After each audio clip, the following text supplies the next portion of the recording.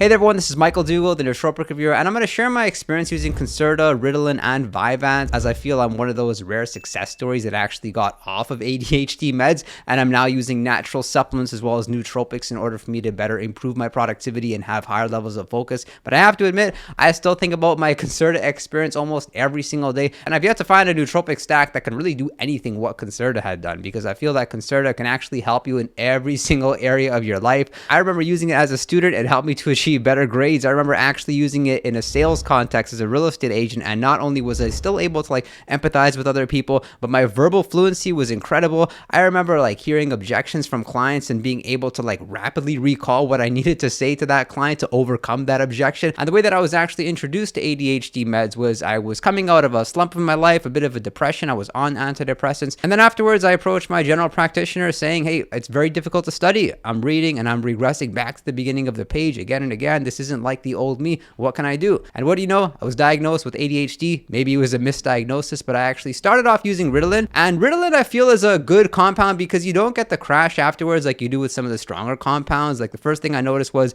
my mood was elevated. I was able to study a little bit better, but I didn't enjoy that Ritalin was very short lasting. It almost felt like when you eat a meal, you get fuel for a few hours. That's kind of how it felt with Ritalin. And then afterwards, you wouldn't necessarily crash, but you wouldn't have that same focus there afterwards. So what happened shortly after, you can say my general practitioner upgraded me to Concerta, and boy, it was an experience I will never forget. Just imagine if every single area of cognition was improved for the better. My mood was better, my memory was better, my ability to learn things. Let's say if you asked me to cram a textbook, I would do it with a smile on my face, and I would be able to recall the information there afterwards. And I don't feel like the crash at the end of the day was that bad using Concerta. Other users have had different experiences. The only thing negative that happened during that Concerta experience was that I gained weight because I was binging on unhealthy foods during the end of the day when I did experience that little bit of a crash. But I still wouldn't even call it a crash, as it doesn't feel like your typical stimulant crash when you're low energy and in a bad mood. And what I enjoyed so much about Concerta is that the energy was very smooth. It wasn't like caffeine in that you feel this strong euphoria that hits you very quickly and you feel this rush of energy.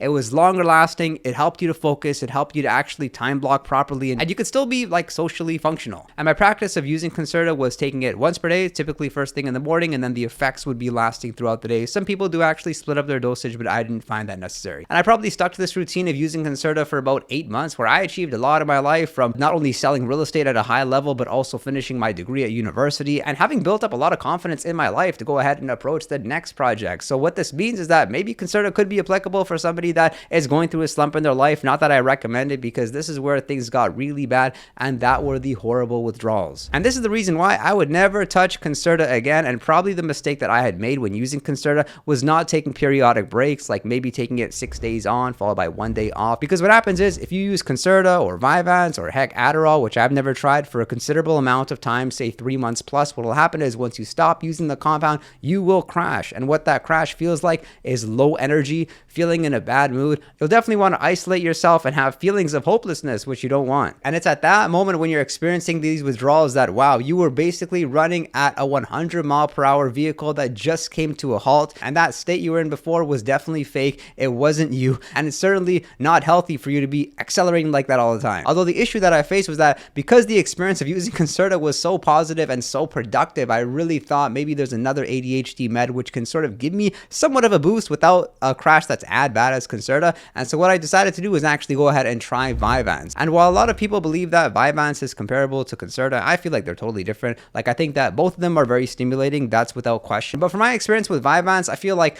I was too stimulated to really be productive. I was, of course, in a good mood because any stimulant is going to naturally boost your mood. Although I remember feeling very impatient, wanting to focus on something, not being able to conversate with anyone because I was just having racing thoughts all the time. So maybe Vyvanse could be more appropriate for tasks when you're independent, you're just by yourself, maybe you're by your computer. Although for my line of work and my lifestyle, I of course need to be socially functional, and that's the thing which I disliked about Vyvanse. I also didn't like that the side effects maybe weren't as strong as Concerta, with respect to the withdrawals, they weren't as bad. Although I found that Vyvanse really dehydrated me. And this may seem like a positive because every day I woke up, I remember my abs looked ripped when I was using Vyvanse, although at the same time, it just didn't feel healthy when I was using it. And very commonly, people ask me what my advice would be for anyone that's using Adderall or for somebody getting off of Adderall. And I'll share with you, I've never used Adderall. And that's really because from experiencing Concerta and noticing like what goes up must come down, I definitely did not want to experience that at a larger magnitude. And we know that's what Adderall does. Even just taking it for a day will cause a crash the following day. And I've used other compounds like modafinil and phenylparastam. And if there's anything I've learned about stimulants or any wakefulness agent,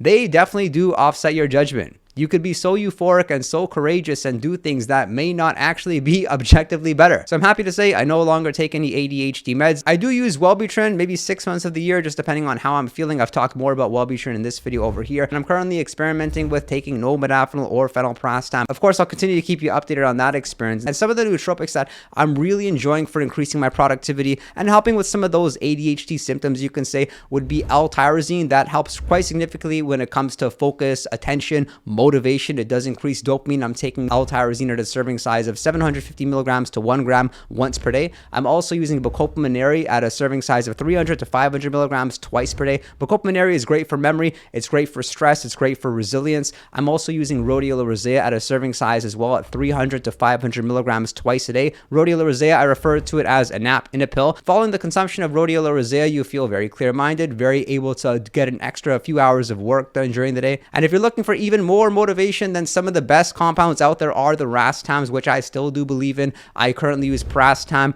anarastam, and oxyrastam. I've talked more about the different rastams in this video over here. I'd love to know about your experience around attention hyperactivity disorder. Make sure to comment in the comment section below. Do subscribe if you enjoyed the video, and if you want to chat with me one-on-one, you can message me on Patreon. Of course, join our Discord server. We have a 24/7 chat room, and I look forward to seeing you next time.